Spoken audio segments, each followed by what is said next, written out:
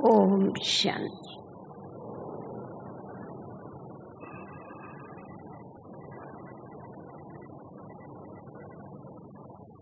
अंतिम समय के लिए क्या पुरुषार्थ किया जाए, इसके ऊपर विचार करने के पहले दो प्रकार का अंत है। एक है हम सभी का पर्सनल अंत, दूसरा है सृष्टि का अंत। जब भी ब्राह्मण भाई बहन आपस में मिलते हैं तो आपस में एक ही प्रश्न पूछते हैं, आप क्या समझते हैं कि ये जो लड़ाई है यही अंतिम लड़ाई, इस महाविनाश के लिए यही लड़ाई कारणीभूत बनेगी जो अभी चल रही। हमें भी पूछेंगे आप क्या समझते हो कि सृष्टि का विनाश कभी होगा। तो सुनने के बाद ऐसा लगता है ब्राह्मणों को अपना विनाश याद नहीं है, सृष्टि का विनाश ज्यादा याद। इसीलिए सृष्टि के विनाश की फिक्र करते हैं। आपस में एक दो चर्चा करते हैं, क्योंकि आजकल हम देखते हैं चारों तरफ वातावरण भी ऐसा है जो देश आपस में लड़ रहे हैं। देश के अंदर भी चारों तरफ लड़ाई झगड़े हैं। एक तरफ विनाश के जो औजार वो दिन प्रतिदिन रिफाइन बनते जा रहे हैं, एक दो को धमकी भी देते रहते हैं कि हम इस सृष्टि का अंत कर देंगे। विज्ञान की तरफ से भी पूरी तैयारी है। ग्रह युद्ध भी दिखाई पड़ रहे हैं और उसके साथ साथ प्रकृति भी पूरी तैयार है इस सृष्टि का अंत करने के लिए। जो भी नेचुरल कैलेमिटीज है इधर उधर आती है वो भी देख रहे हैं हम। दिन प्रतिदिन स्थिति बहुत खराब होती जा रही है। अब सृष्टि के महाविनाश के पहले हमें खुद के अंत की थोड़ी तैयारी करनी पड़ेगी, क्योंकि हमें संपूर्ण और संपन्न बनकर के पीछे जाना। बाबा को साइंस वाले भी पूछते हैं, बाबा कहता है मेरे से पूछते हैं कि हम बटन दबावे हैं। प्रकृति भी पूछती है मैं चालू करूं मेरा कार्य। थोड़ा बहुत तो करती है, पर पांचों तत्व मिलकर के हम अपना कार्य चालू करें। और उसके साथ साथ एडवांस पार्टी भी पूछती है कि अभी कब इसकी समाप्ति हो। बाबा से सब प्रश्न पूछते हैं और बाबा बच्चों से पूछता है कि कब चालू करें, क्योंकि जब तक स्थापना वाले तैयार नहीं हैं तब तक सृष्टि का परिवर्तन जो है वो ठहरा हुआ है। परंतु बाबा कहते हैं कब तक, मुझे भी कब तक ठहरना है। इसीलिए बच्चों को जल्दी से जल्दी तैयार होना है और तैयार होकर के नई दुनिया के लिए और अपने घर के गेट खोलने के लिए बाबा के साथ जाना। बाबा अकेला परम धाम के गेट नहीं खोलता है, बच्चों सहित जाता है और नई दुनिया में श्री कृष्ण के साथ साथ चलना है। इसीलिए बाप और दादा दोनों के समान हमें बनना। हर एक जो भी ब्राह्मण है उनको अगर सदैव ये स्मृति रहती है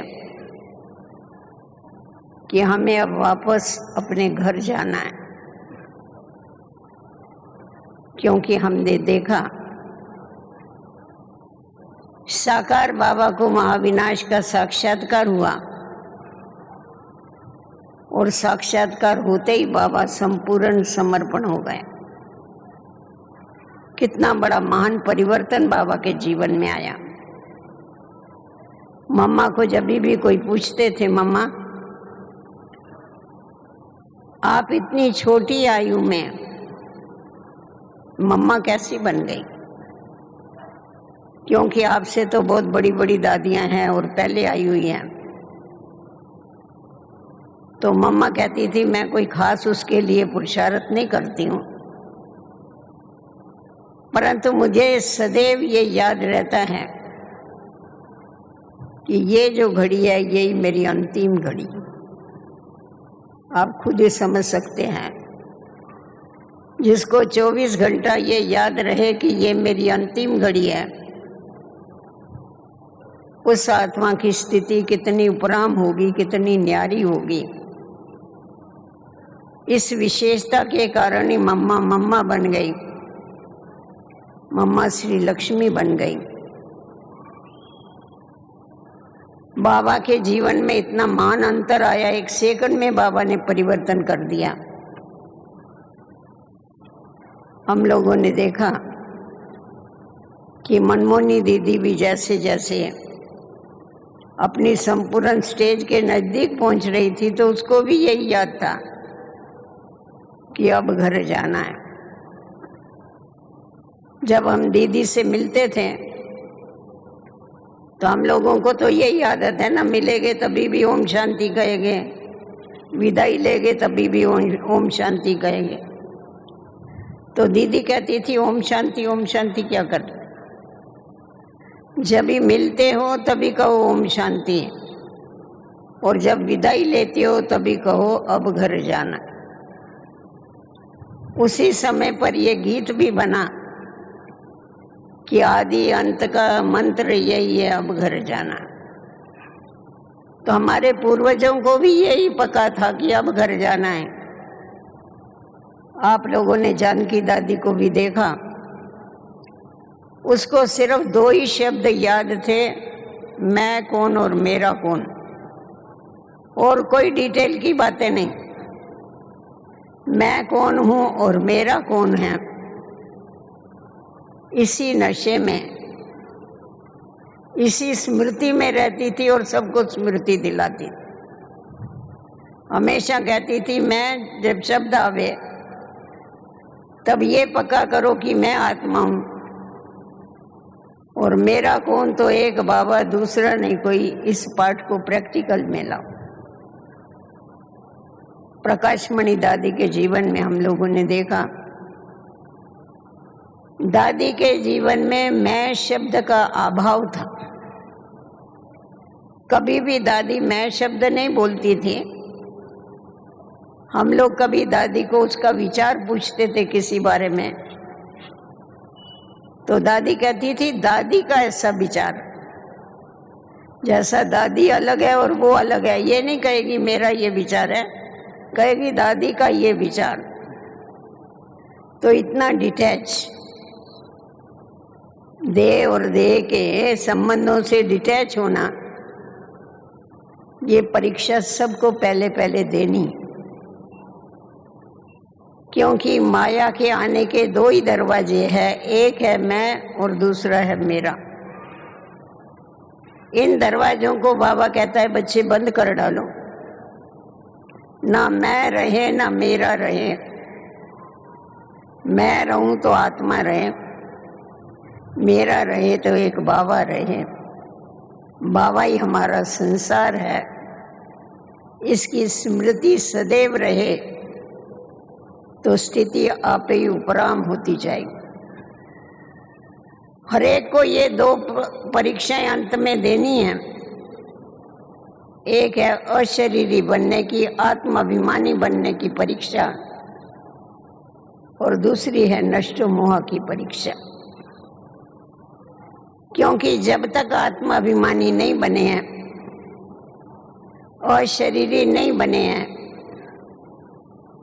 तब तक बाबा की याद ठहर नहीं सकती है।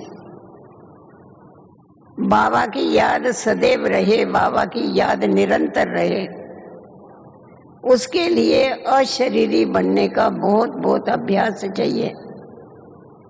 जितना जितना इस शरीर से डिटैच होते जाते हैं, कराने वाली मैं आत्मा हूँ, इन कर्म इंद्रियों से करा रही हूँ। इस स्मृति में जितना जितना रहते हैं, उतना उतना बाबा की याद भी स्वतः ही रहती।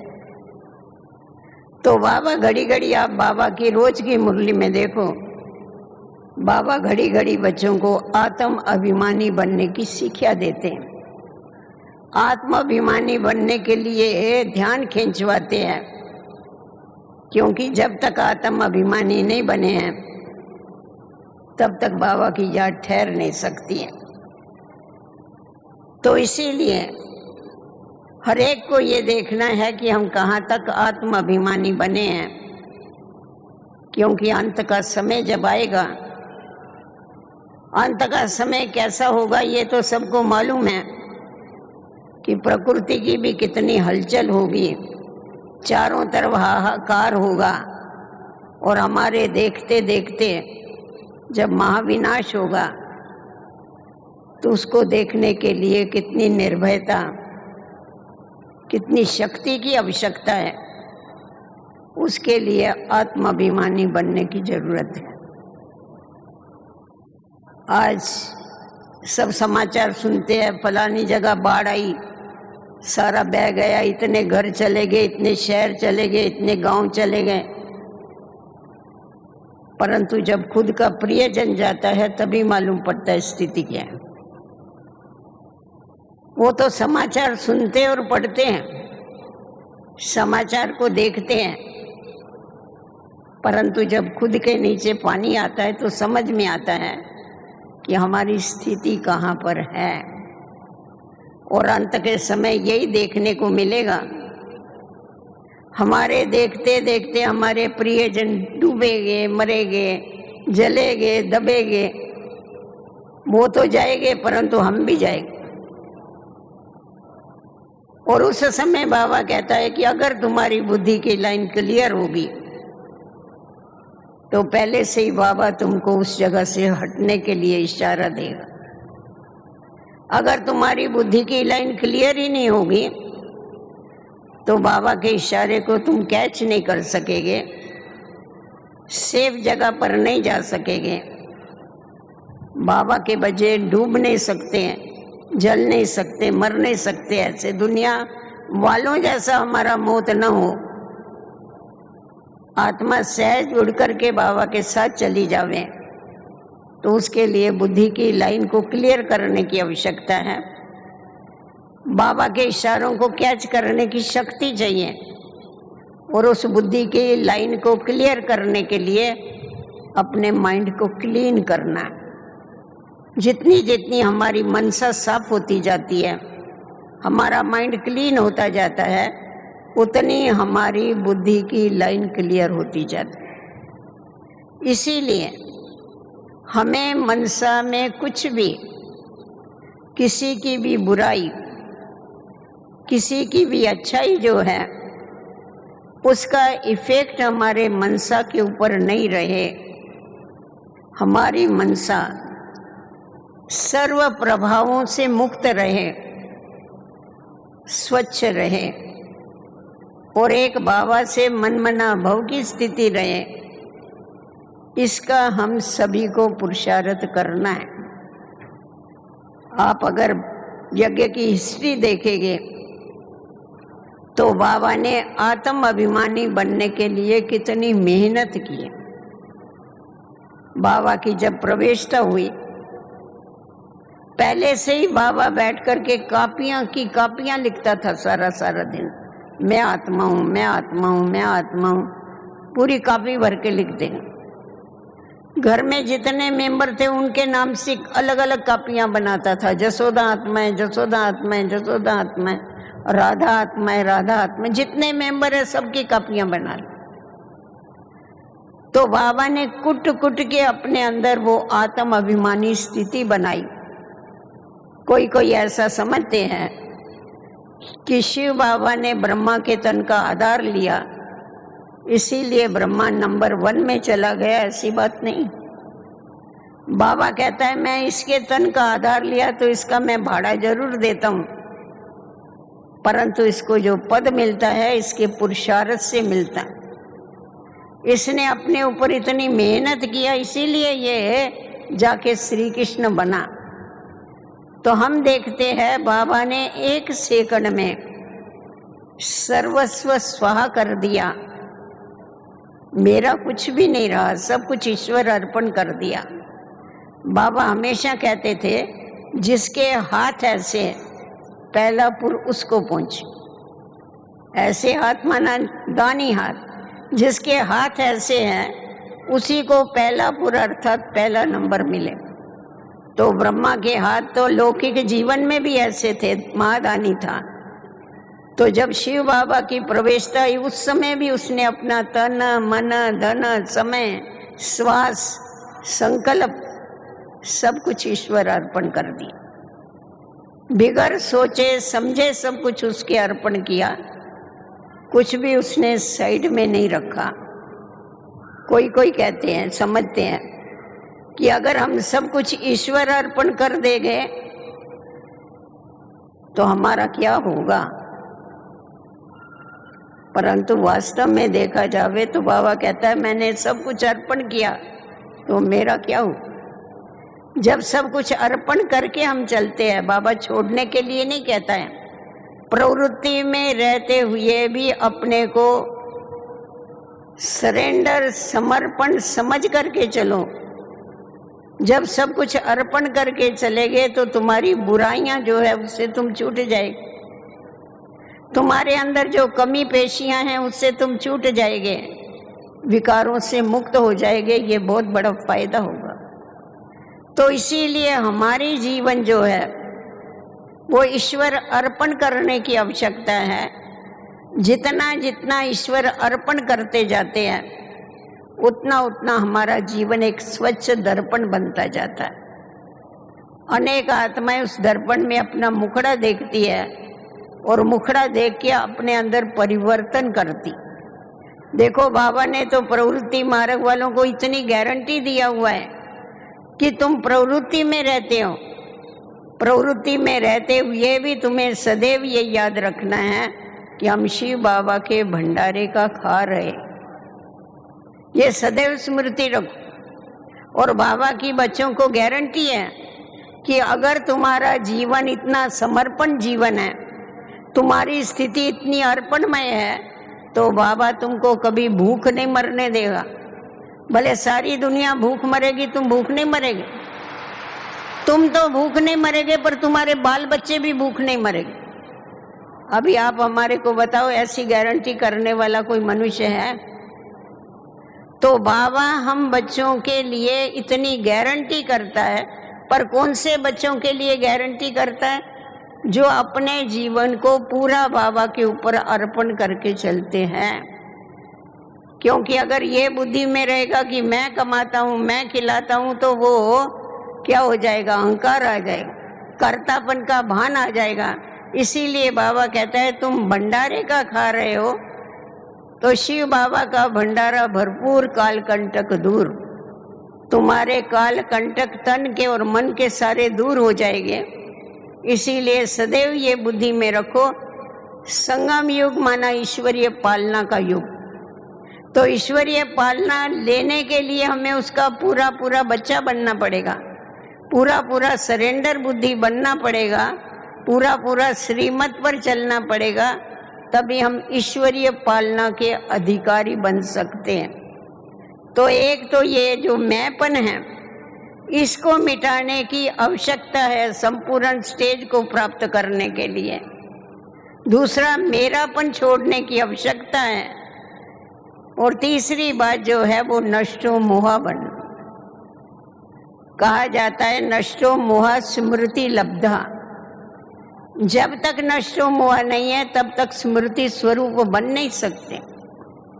तो जितना जितना देह और देहधारियों से हम नष्टो मोह बनते जाते हैं, उतना उतना बाबा की जो स्मृति है वो पक्की होती जाती। अगर खुद की देह को ही छोड़ देते, कहा जाता है आप मरे मर गई दुनिया, अगर हम ही मर गए तो हमारे लिए तो सारी दुनिया ही खलास हो गई। अगर खुद की देह को ही भूल गए तो औरों की देह को कहाँ से आप याद करें। तो इसीलिए जो मैं और मेरा है, जो माया का आने के ये दो दरवाजे, इसको बंद करके बाबा कहता है इसको डबल लॉक लगाओ। और वो डबल लॉक क्या है? बाबा की याद और सेवा। ये डबल लॉक अगर आप लगा देंगे तो माया की ताकत नहीं है कभी भी आने की। परंतु ये जो मेरापन है, तो सिर्फ देह में मोह नहीं होता है, खुद की देह में मोह। फिर देह, देखो हम कितने पिंजरों में फंसे हुए थे। खुद की देह में मोह, फिर देह के संबंधियों में मोह, फिर जात पात का भी कितना भान होता है। उसके बाद हम देखते हैं कि वस्तु पदार्थ में भी मोह आसक्ति होती है। ये भी मेरा है, ये भी मेरा है, ये भी मेरा है। स्थान के साथ भी अटैचमेंट होती है। ईश्वरीय सेवाएं करते हैं, उसमें भी अटैचमेंट हो जाती है। बाबा कहता है इन सभी से तुमको मुक्त होना है। अकेले आए और अकेला जाना है। जब देह ही मेरी नहीं है तो कुछ भी मेरा नहीं है। इन आँखों से जो कुछ दिखाई पड़ता है वो सब कुछ नाशवंत। इसीलिए तुम बच्चों के पास जो प्रॉपर्टी है, हमारी क्या प्रॉपर्टी है? हम आत्माओं के पास तन मन धन समय श्वास संकल्प, ये सब बाबा ने हमारे को बहुत बड़ी प्रॉपर्टी दी हुई। इसको ट्रांसफर करो। आप वैसा भी देखेंगे, अगर एक देश से दूसरे देश में जाया जाता है तो करेंसी ट्रांसफर करनी पड़ती है। किसी को लंदन जाना होगा तो यहाँ का रुपया नहीं चलेगा, उसको वहाँ का पाउंड लेना पड़ेगा ना, करेंसी ट्रांसफर करनी पड़ेगी। तो उसी प्रकार यहाँ ये जो स्थूल हम देखते हैं, जो हमारे पास है, उसको ट्रांसफर करने की आवश्यकता है। जब तक इसको हम ट्रांसफर नहीं करते हैं तब तक नई दुनिया में हमें कुछ भी नहीं मिलता। इसको ट्रांसफर करना माना क्या? ईश्वर के अर्पण कर देना, ईश्वरीय सेवा में लगा देना। जितना जितना हम ये जो भी हमारे को प्राप्तियां हैं, इसको जब हम ट्रांसफर करते हैं तो इसका जो रूपांतर है वो पुण्य में हो जाता। हमारा पुण्य जमा होता जाता है और जितना जितना हमारा पुण्य जमा होता है, पुण्य बहुत हल्का होता है जो हम साथ में लेके जा सकते हैं, उतना उतना हम पुण्य आत्माओं की दुनिया में ऊंच पद की प्राप्ति कर सकते हैं। तो जैसा हमने देखा कि बाबा ने अपना सब कुछ अर्पण कर दिया, कुछ भी बाबा ने अपने पास नहीं रखा, अपना समय श्वास संकल्प सब कुछ अर्पण किया। जिस दिन से बाबा की प्रवेशता हुई, बाबा ने यज्ञ आके रचा। बाबा हमेशा यही कहते थे, ये रुद्र ज्ञान यज्ञ, ये रुद्र बाबा ने स्थापन किया हुआ यज्ञ है। मैं एक निमित्त मात्र हूँ, मैं तो ट्रस्टी हूँ। बाबा इसका मालिक है, बाबा इस यज्ञ को संभाल रहा है। बाबा की इतनी डिटैच अवस्था थी, बाबा ने कभी भी ये नहीं कहा ये मेरा। जिस दिन से बाबा की प्रवेशता हुई, उस दिन से बाबा ने कभी पैसे को हाथ नहीं लगाया। कोई बाबा के पास पैसा लेके आते थे, बाबा कहता था जाओ सेवाएं करो, सेवाओं में लगाओ। कभी भी टच भी नहीं किया बाबा ने। और कभी भी बाबा ने ये नहीं कहा कि ये सब मेरा है। बाबा ने यही कहा ये सब शिव बाबा का है, मैं भी शिव बाबा का हूँ और ये सब कुछ शिव बाबा का है।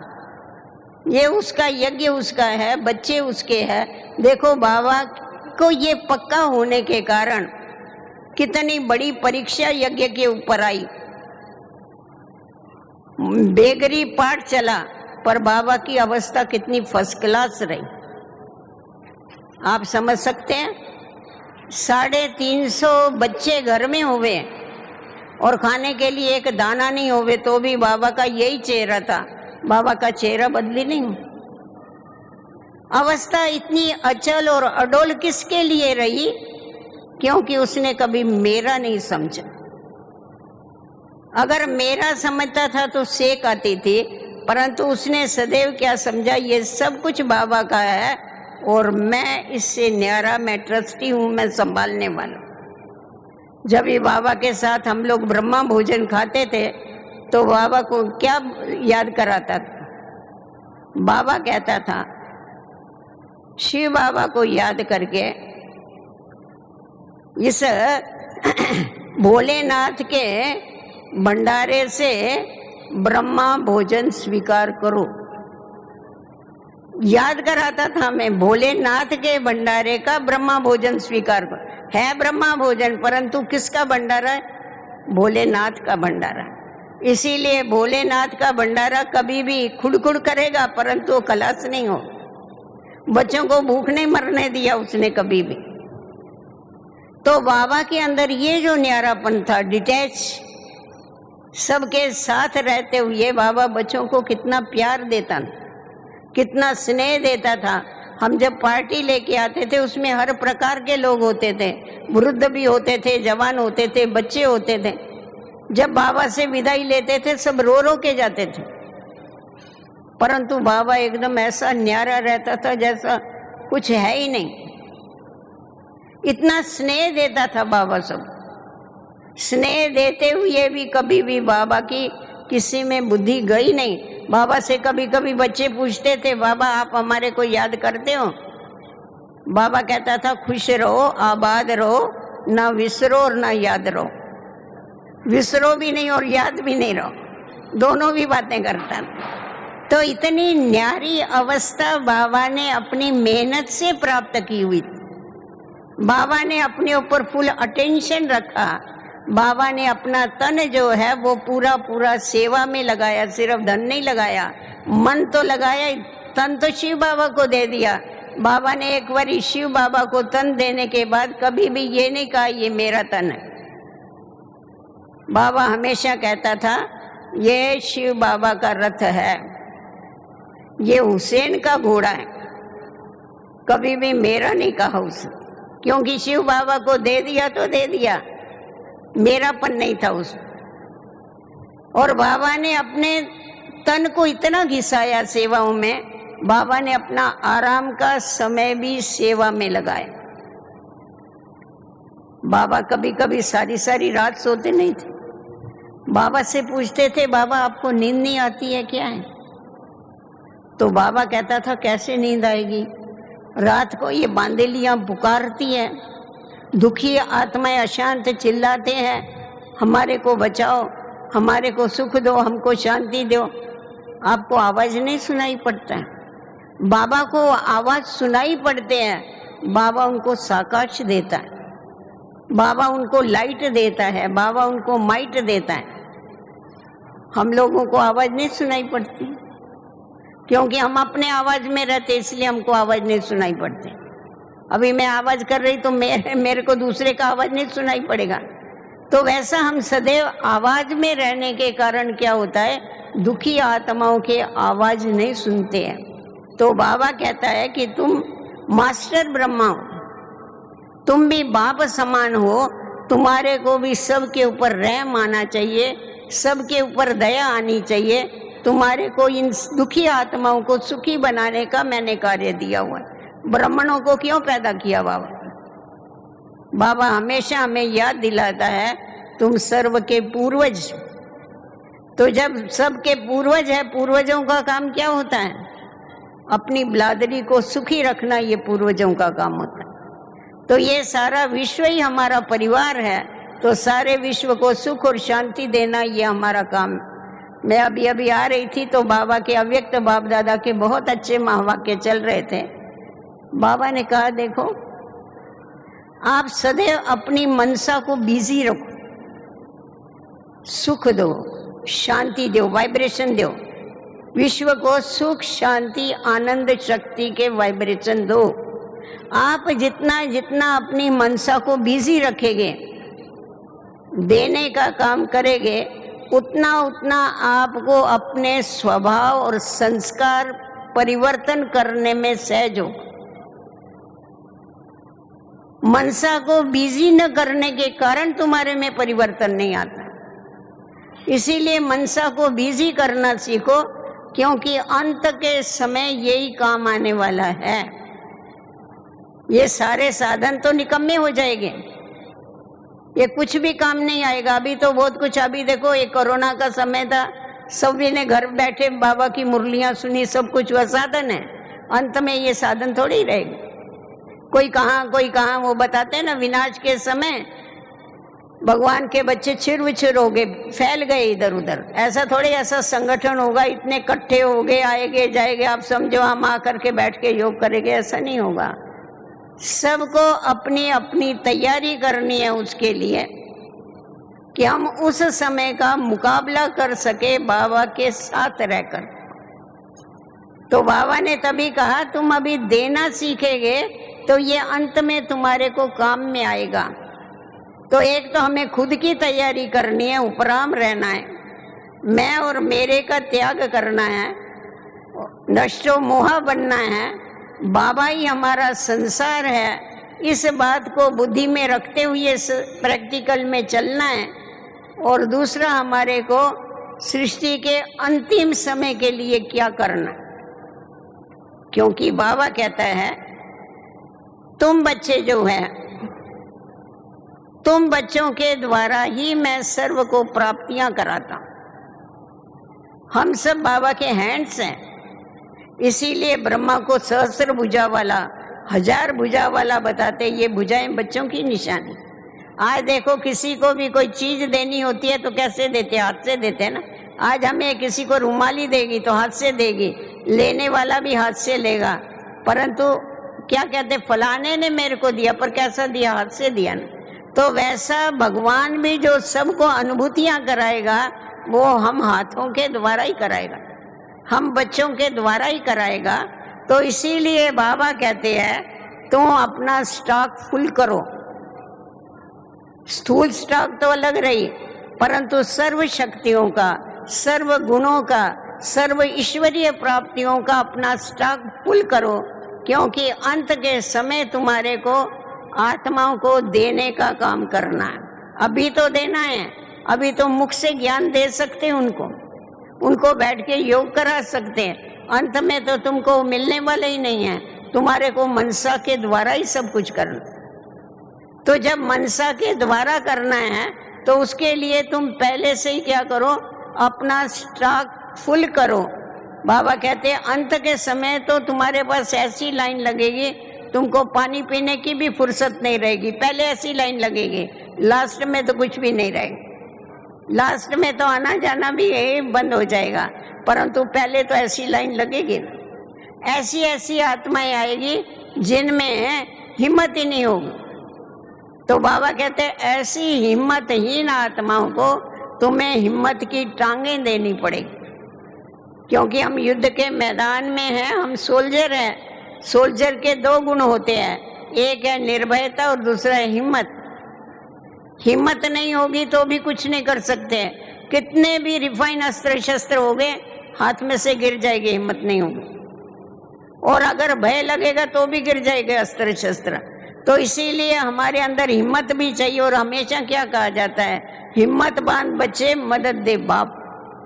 अगर हम हिम्मत करते हैं तो बाबा 100 कदम हमारे को मदद देने के लिए आता है, पर अगर हमारे में हिम्मत नहीं होती है तो हमको मदद नहीं मिलती।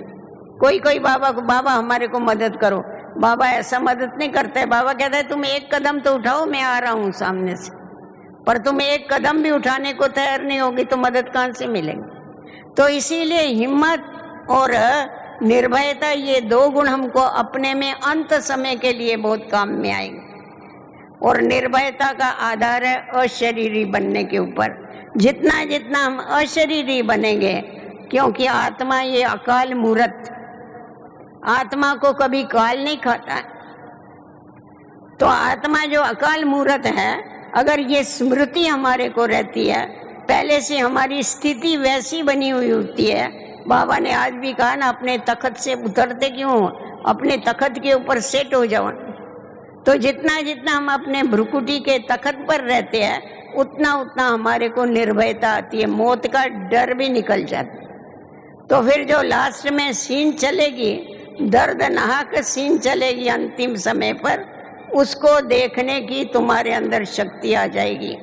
और ये जो गायन है, मिरवा मौत मलू का शिकार, इसका अर्थ समझते हो ना। जो शिकारी है वो शिकार करता है, तो जो मलुक होता है, मरु होता है, मरु माने शिकार जो होता है, उसकी तो मौत होती है। पर मलुक को क्या है, खुशी होती है उसको, शिकारी को तो शिकार मिल जाता है ना, इसीलिए वो खुशी में होता है। तो बाबा कहता है तुम मलुक है और ये सारा शिकार तुम देखेंगे, परंतु तुम खुशी से नाचते रहेंगे। क्यों?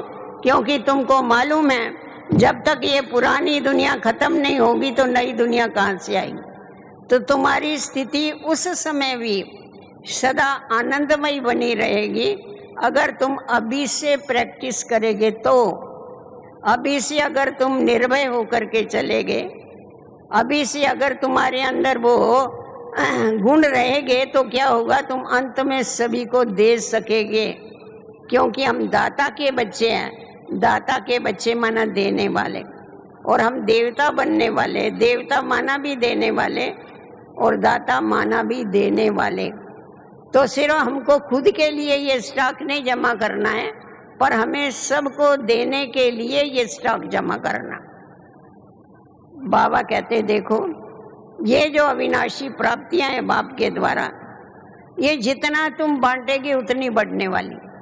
आप जितना ज्ञान दो उतना आपको ज्ञान का अथाह भंडार आपका खुलता जाएगा, बढ़ता जाएगा। आप औरों को खुशी दो, आपकी खुशी बढ़ेगी। आप औरों को शक्ति दो, आपकी शक्ति बढ़ेगी। दूसरे जो स्थूल धन होता है, जो स्थूल पदार्थ होते हैं, वो बांटने से खलास होते हैं, खत्म होते हैं। परंतु ये जो अविनाशी धन और पदार्थ है, ये जितना हम औरों को देते हैं उतना क्या होता है, हमारा दिन प्रतिदिन बढ़ता जाता है। तो इसीलिए लास्ट में हम सभी को बांटने का है, देने का है। तो इतना हमारा बैंक बैलेंस हमारे पास क्या होना चाहिए, फुल होना चाहिए। परंतु क्या होता है, कारण क्या होता है इसका, कम क्यों हो जाता है? इसका कारण ये है कि दो बातें हैं। एक है स्वस्थिति और दूसरी है परिस्थिति। स्वस्थिति जो है वो अंदर से आती है, परिस्थिति जो है वो बाहर से आती है। परंतु चलते चलते क्या करते हैं, स्वस्थिति के लिए जो समय देना चाहिए, स्वस्थिति के लिए जो शक्तियां लगानी चाहिए, वो लगाने के बजाय परिस्थिति से उलझ जाते। तो जब परिस्थिति से उलझ जाते हैं तो उसको निपटाने में शक्तियां और समय लगा देते हैं, तो स्वस्थिति बनाने में समय और शक्तियां नहीं मिलती। जिसके कारण क्या होता है, स्वस्थिति कमजोर हो जाती है, और स्वस्थिति कमजोर होने के कारण किसी भी समस्या का सामना नहीं कर सकते। तो इसीलिए हमेशा हमारे को ये ध्यान में रखना है कि हमारे को अपनी स्वस्थिति जो है, स्वस्थिति को हमारे को पावरफुल बना करके रखना, क्योंकि हम सर्वशक्तिवान के बच्चे हैं। बाबा ने हमें सर्व शक्तियां वर्षे में दी हुई है। उन शक्तियों को हमारे को कार्य में लगाना है। किस कार्य में लगाना है? अपनी स्व उन्नति के लिए और विश्व कल्याण के लिए लगाना है। परिस्थितियों से नहीं हमको उलझना है। बाबा ने बहुत अच्छी अच्छी हमारे को युक्तियां बताई हुई है कि कोई भी परिस्थिति आती है, तुम एक सेकंड में उड़ जाओ, ऊपर चले जाओ। ऊपर जाके तुम परिस्थिति को देखो, तुम्हारे को खिलौना दिखाई पड़ेगा। जैसा देखो हम यहाँ बैठे हैं, सब कुछ देखते हैं तो दिखाई पड़ता है सारा, परंतु आप ऊपर प्लेन से देखेंगे तो ये हॉल वाल ये वो कुछ भी नहीं दिखाई पड़ेगा। जितना ऊपर जाएंगे उतना ये सब चीज़ों का रूप एकदम छोटा होते होते गायब हो जाएगा। तो उसी प्रकार जितना जितना हम अपनी मास्टर सर्वशक्तिवान की स्थिति में स्थित होते हैं और पीछे किसी भी परिस्थिति को देखते हैं, किसी भी बात को देखते हैं, वो हमको खिलौना दिखाई पड़ता है। परिस्थिति से हमारी स्थिति हलचल में नहीं आती है, परंतु वो देखते हुए भी हम अलग रह सकते हैं, अपनी स्थिति को पावरफुल बना सकते हैं। और जब तक हमारी स्थिति पावरफुल नहीं होगी, आप दूसरों को पावर देंगे कहाँ से? पहले तो हमारे पास पावर चाहिए ना। तो इसीलिए हमें ये ध्यान में रखना है कि हमारी जो पावर है वो कभी लीक नहीं होनी चाहिए। जैसे देखो, पानी की टांकी है, ऊपर से पानी भर रहा है और नीचे अगर उसको छोटा सा भी होल है कहाँ, तो क्या होता है, वो सारा लीक हो जाता है। तो उसी प्रकार हम बाबा से बुद्धि का योग लगा करके अपने अंदर शक्तियां भरते हैं, पावर भरते हैं, परंतु वो जो पावर है उसमें लीकेज नहीं होना चाहिए। लीकेज कैसा होता है? व्यर्थ संकल्पों के द्वारा लीकेज हो। एक तरफ तो बाबा को याद किया हमने अमृत वेले, उसके बाद अगर हम व्यर्थ संकल्प, फालतू संकल्प बैठ के उठाते हैं तो क्या होता है, धीरे धीरे वो शक्तियां नष्ट होती जाती। तो शक्ति लिया परंतु उसको लीक कर दिया तो हम तो वही निर्बल रह गए ना। इसीलिए छोटी परिस्थिति भी हमको बड़ी लगती है। जैसा शरीर में अगर ताकत नहीं होगी तो क्या होता है, एक कुर्सी भी कोई उठाने को बोलेगा ना, कहेंगे नहीं भाई ये तो बहुत भारी है, मेरे से नहीं उठती है, क्योंकि शरीर में शक्ति नहीं। तो उसी प्रकार आत्मा में अगर ताकत नहीं है तो छोटी सी भी कोई बात आती है, समस्या आती है, परीक्षा आती है, तो उसको देखकर क्या क्या होते हैं, घबरा जाते, उसको देख के डर जाते हैं और डरने के कारण क्या होता है, फेल हो जाते। परंतु हम अगर अपने पास शक्तियों को सेव करें, अपने पास स्टॉक जमा करें शक्तियों का, तो हमारे को कितनी भी बड़ी परिस्थिति आएगी तो सामना करने की शक्ति हमारे को क्या करेगी, उस समय काम में आएगी। हम डट के उसके साथ मुकाबला कर सकेंगे। और ये हमें हमेशा ध्यान में रखना है कि कोई भी परिस्थिति आती है, कोई भी परीक्षा आती है, वो हमको पीछे हटाने के लिए नहीं आती है, आगे बढ़ाने के लिए आती है। अगर आप उसका ठीक रीति से सामना कर सकते हैं तो आपको कोई ना कोई शक्ति दे के जाती। समझो कोई क्रोध करता है और उस समय आप अगर शांति में रहे तो क्या हुआ, आपको सहन शक्ति मिल गई। तो अच्छा हुआ ना, उसने बेचारे ने किया क्रोध और हमारे को सहन शक्ति का वरदान मिल गया। परंतु परिस्थिति को देखते, इसने ऐसा कैसा किया, इसने ऐसा कैसा किया। कोई कोई कहते हैं बहन जी हमको कभी क्रोध नहीं आता है, परंतु कोई झूठ बोलता है ना तो बहुत क्रोध आता है। क्रोध आता नहीं है, पर कोई झूठ बोलेगा तो क्रोध आता है। अभी इसके ऊपर थोड़ा विचार करो, उसने झूठ बोला, रॉन्ग किया या राइट किया? रॉन्ग है ना। सामने वाले ने झूठ बोला, वो रॉन्ग है या राइट है? रॉन्ग है। और हमने क्रोध किया, वो रॉन्ग है या राइट है? हमारा भी रॉन्ग, उसका भी रॉन्ग, फिर कौन सुधारेगा? सामने वाले ने समझो झूठ बोला और दूसरे व्यक्ति ने उसके ऊपर क्रोध किया, ठीक है। अभी झूठ बोलने वाला तो छूट गया झूठ बोल के, परंतु जिसने क्रोध किया, बहुत क्रोध किया, उसका ब्लड प्रेशर बढ़ गया, उसकी डायबिटीज बढ़ गई। ज्यादा क्रोध करेगा तो ऐसा ही होगा ना, उसका हार्ट बीट बढ़ गया। झूठ उसने बोला और सजा किसको मिले? सजा किसको मिले? ये समझदारी है। वास्तव में जिसने गलती किया उसको सजा मिलनी चाहिए, ये तो सामने वाले को सजा मिल रही है। तो बाबा ने हम बच्चों को जो समझ दी हुई है, उस समझ को हमारे को प्रैक्टिकल में लाना है। बाबा कोई झूठ बोलते थे ना, उसको सिद्ध नहीं करते थे कभी। ब्रिजेंद्रा एक आपको उदाहरण बताती, लौकिक जीवन में भी बाबा का जीवन ऐसा ही था। ब्रिजेंद्रा दादी सुनाती थी, बाबा का तो जवाहरात का धंधा था बहुत। तो जितने भी वहाँ सिंध के व्यापारी लोग होते थे, जवारी, वो बाबा से हीरों का मूल्य ये पक्का करने के लिए आते थे। क्योंकि बाबा की जो आंख थी ना वो हीरा परखने में नंबर 1 थी। तो इसीलिए बाबा जो भाव बोलेगा वो सब भाव देते थे। तो एक दिन एक व्यापारी आया तो बोला, उस व्यापारी ने पुड़ी में हीरे लाते थे ना, पुड़ी में हीरे लाए बाबा को बताने को कि इसका मूल्य कितना होगा। तो बाबा किसी काम में बिजी थे। बाबा ने कहा वो रख दो, मैं देख के पीछे बताता। वो रख के चला। बाद में जब भी बाबा फ्री हुआ तो पुड़ी गायब।